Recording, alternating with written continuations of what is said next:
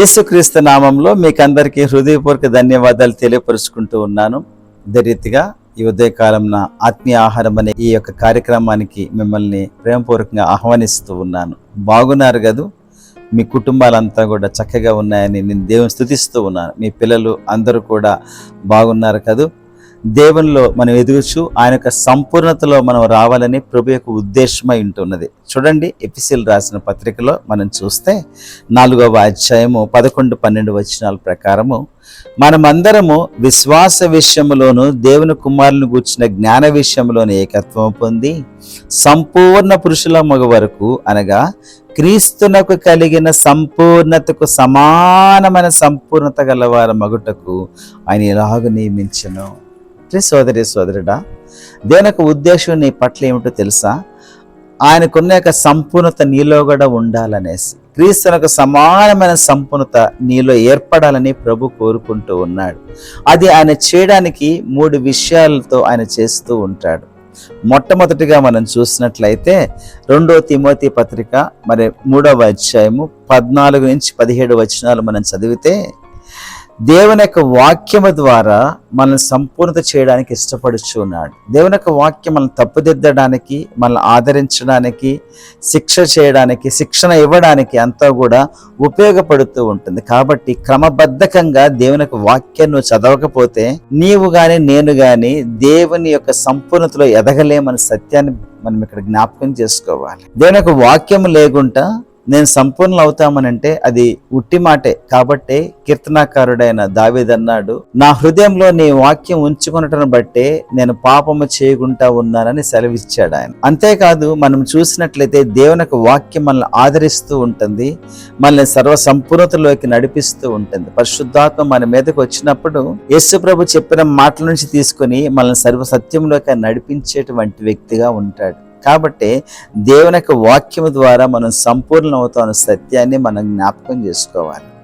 రెండవదిగా మనం చూసినట్లయితే ఎఫెసీ పత్రిక 4వ అధ్యాయం 11-13 వచనాల వరకు మనం గమనిస్తే, ఇక్కడ మనకు సంఘము ద్వారా దేవుడు మన సంపూర్ణతలో ఎదిగింపజేస్తున్నాడు అనే సత్యాన్ని మనం జ్ఞాపకం చేసుకోవాలి. ఎందుకనంటే దేవుని యొక్క సంఘంలో దేవుని యొక్క వాక్యం ఎప్పుడు వెల్లడిపరుస్తూ ఉంటాడు. సువార్తికుల ద్వారా కావచ్చు, పాస్టర్స్ ద్వారా కావచ్చు, మరి ప్రాఫిట్స్ ద్వారా కావచ్చు, నిజంగా అనేకమైన రీతిలుగా దేవుని యొక్క వాక్యము వెలువడుచు ఉంటుంది సంఘము ద్వారా. సంఘములో దేవుని యొక్క పరిచర్య కూడా మనం చేస్తూ ఉంటాం. సంఘములో మనం పాటల ద్వారా కూడా దేవుడు మనతో మాట్లాడుచూ ఉంటాడు. ప్రతి కార్యక్రమానికి మనం ఖచ్చితంగా హాజరయ్యేటువంటి వారముగా ఉండాలి. ఇంకా మీరు ఎవరన్నా సరే ఈ తెర అనే దానికి అతుక్కుపోయినట్లయితే అది చాలా ప్రమాదము. దయచేసి ఒక చక్కటి సంఘానికి మీరు వెళ్ళేటువంటి వారుగా ఉండాలి. ఒక సంఘంలో మీరు నిజంగా ఉండి ఆ సంఘం కార్యక్రమాల్లో అంతా కూడా మీరు బాగా బలపరచబడుచు ముందుకు సాగిపోయేటువంటి వారంగా ఉండాలి. ఎందుకనంటే సంఘము ద్వారా దేవుడు మన సంపూర్ణలోకి తీసుకుని వెళ్ళేటువంటి వ్యక్తిగా ఉంటున్నాడు. మూడవదిగా మనం చూసినట్లయితే హెబ్రీ పత్రిక 2వ అధ్యాయం 10వ వచనం ప్రకారము శ్రమల ద్వారా కూడా మనల్ని సంపూర్ణలోకి తీసుకెళ్లేటువంటి దేవుడిగా ఉంటూ ఉన్నాడు. కొద్దిపాటి శ్రమలు మన జీవితంలో పంపించి మనం సరిచేసేటువంటి దేవుడిగా కనిపిస్తూ ఉన్నాడు. యోనాని మనం చూసినట్లయితే యోనా దేవుని యొక్క చిత్తానికి వ్యతిరేకంగా నినివేకి వెళ్ళమంటే తార్షీషుకి వెళుతున్న తనని దేవుడు శ్రమల ద్వారా సరైన దారిలో పెట్టాడు. కాబట్టి ప్రియ సోదరి సోదరుడు, శ్రమల ద్వారా కూడా దేవుడు మనల్ని సంపూర్ణలోకి నడిపిస్తాడని సత్యాన్ని మనము కనుక్కునేటువంటి వారంగా ఉండాలి. 1 పేతురు 5వ అధ్యాయం 10వ వచనం ప్రకారము మనకు తన నిత్యమైన మహిమ కొరకు మనల్ని ఏం చేస్తాడంటే కొద్దిపాటి శ్రమలు మనం కొంచెం వరకే ఇదవుతూ ఉంటాయి. కాబట్టి అవి తట్టుకొని మనం ఉన్నట్లయితే మనల్ని దేవుడు ఒక సంపూర్ణతలోకి మనం నడిపిస్తాడని సంగతిని మనం జ్ఞాపకం చేసుకునేటువంటి వారంగా ఉండాలి. కాబట్టి మనమందరం కూడా క్రీస్తుకు సమానమైన సంపూర్ణత మనం ఎదిగేటువంటి వారంగా ఉండడానికి దేవుని యొక్క వాక్యాన్ని వాడుకుంటాడు, దేవుని యొక్క సంఘాన్ని వాడుకుంటాడు.